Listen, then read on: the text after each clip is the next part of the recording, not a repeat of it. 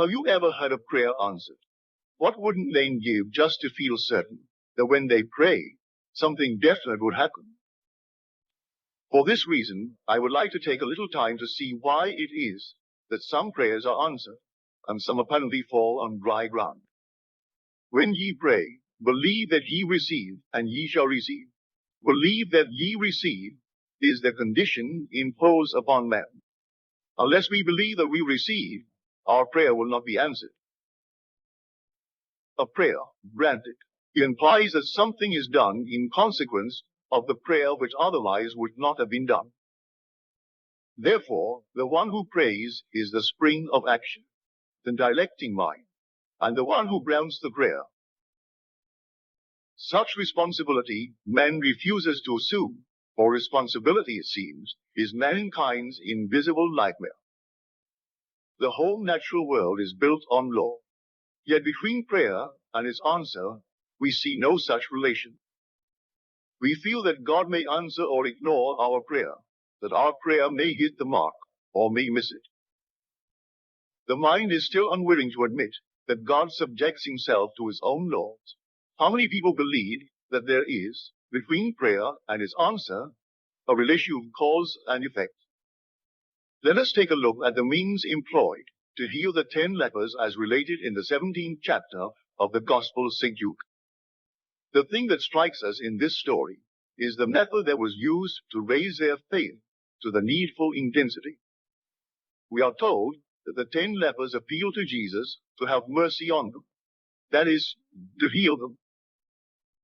Jesus ordered them to go and show themselves to the priests, and as they went, they were cleansed. The Mosaic law demanded that when a leper recovered from his disease, he must show himself to the priest to obtain a certificate of restored health. Jesus imposed a test upon the lepers' faith and supplied a means by which their faith could be raised to its full potency. If the lepers refused to go, they had no faith, and therefore could not be healed. But if they obeyed him, the full realization of what their journey implied would break upon their minds as they went, and this dynamic thought would heal them. So we read, as they went, they were cleansed. You no doubt often have heard the words of that inspiring old hymn, "Oh, what peace we often forfeit! Oh, what needless pain we bear, all because we do not carry everything to God in prayer." I myself came to this conviction through experience, being led to brood upon the nature of prayer. I believe in the practice and philosophy of what men call prayer, but not everything that receives that name is really prayer. Prayer is the elevation of the mind to that which we seek. The very first word of correction is always arise, always lift the mind to that which we seek. This is easily done by assuming the feeling of the wish fulfilled. How would you feel if your prayer were answered? Well, assume that feeling until you experience in imagination what you would experience in reality if your prayer were answered. Prayer means getting into action mentally. It means holding the attention upon the idea of the wish fulfilled until it fills the mind and crowds all other ideas out of the consciousness. This statement that prayer means getting into action mentally and holding the attention upon the idea of the wish fulfilled until it fills the mind and crowds all other ideas out of the consciousness does not mean that prayer is a mental effort, an act of will. On the contrary, prayer is to be contrasted with an act of will. Prayer is a surrender. It means abandoning oneself to the feeling of the wish fulfilled. If prayer brings no response, there is something wrong with the prayer, and the fault lies generally in too much effort. Serious confusion arises insofar as men identify the state of prayer with an act of will instead of confessing it with an act of will.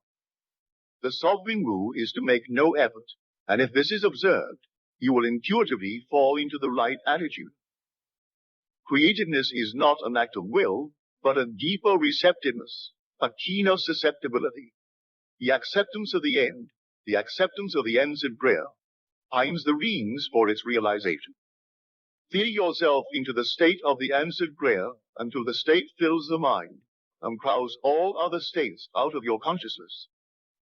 What we must work for is not the development of the will, but the education of the imagination and the steadying of attention.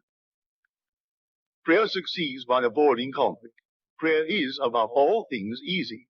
Its greatest enemy is effort.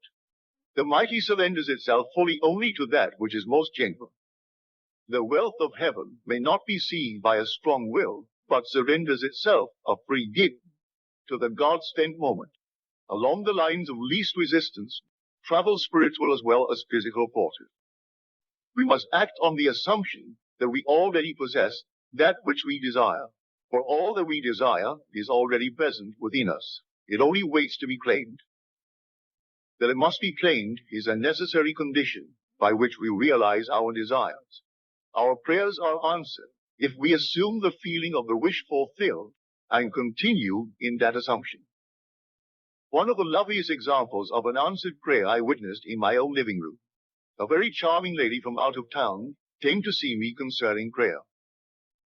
As she had no one with whom to leave her 8-year-old son, she brought him with her at the time of our interview.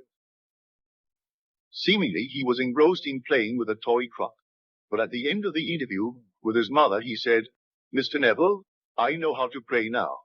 I know what I want, a collie puppy, and I can imagine I am hugging him every night on my bed."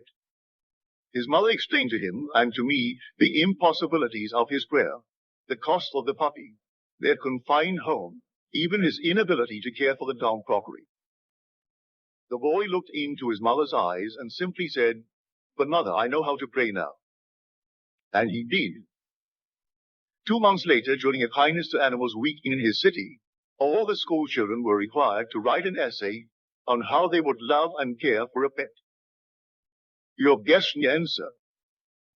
His essay, out of the 5,000 submitted, won the prize, and that prize, presented by the mayor of the city to the lad, was a collie puppy. The boy truly assumed the feeling of his wish fulfilled, hugging and loving his puppy every night. Prayer is an act of imaginative love, which is to be the subject of my message next Sunday morning at 10:30 at the Fox Wilshire Theatre on Wilshire Boulevard, near La Cheleva. It is my desire next Sunday that I may explain to you how you, like the young boy, can yield yourselves to the lovely images of your desires and persist in your prayer, even though you, like the lad, are told that your desires are impossible. The necessity of persistence in prayer is shown us in the Bible. "Which of you," asked Jesus, "shall go unto him at midnight and say unto him, 'Friend, lend me 3 loaves, for a friend of mine is come to me from a journey, and I have nothing to set before him?' And from within shall answer and say, 'Trouble me not. The door is now shut, and my children are with me in bed. I cannot rise and give thee.' I say unto you, though he will not rise and give him, because he is his friend, yet because of his importunity, he will arise and give as many as he needeth." Luke 2. The word translated as importunity means, literally, shameless impudence. We must persist until we succeed in imagining ourselves into the situation of the answered prayer. The secret of success is found in the word perseverance. The soul imagining itself in the act takes on the results of the act. It is ever free from the result. Experience in imagination what you would experience in reality were you already what you want to be, and you will take on the results of that act. Do not experience in imagination what you want to experience in reality, and you will ever be free of the result. When ye pray, believe that ye receive, and ye shall receive. One must persist until he reaches his friend on a higher level of consciousness. He must persist until his feeling of the wish fulfilled has all the sensory vividness of reality. Prayer is a controlled waking dream. If we are to pray successfully, we must steady our attention to observe the world as it will be seen by us for our prayer answered. Steady attention makes no call upon any special faculty, but it does demand control of imagination. We must extend our senses, observe our changed relationship to our world, and trust this observation. The new world is not there to grasp, but the sense to touch. The best way to observe it is to be intensely aware of it. In other words, we can, by listening as though we heard and by looking as though we saw, actually hear voices and see scenes from within ourselves that are otherwise not audible or visible.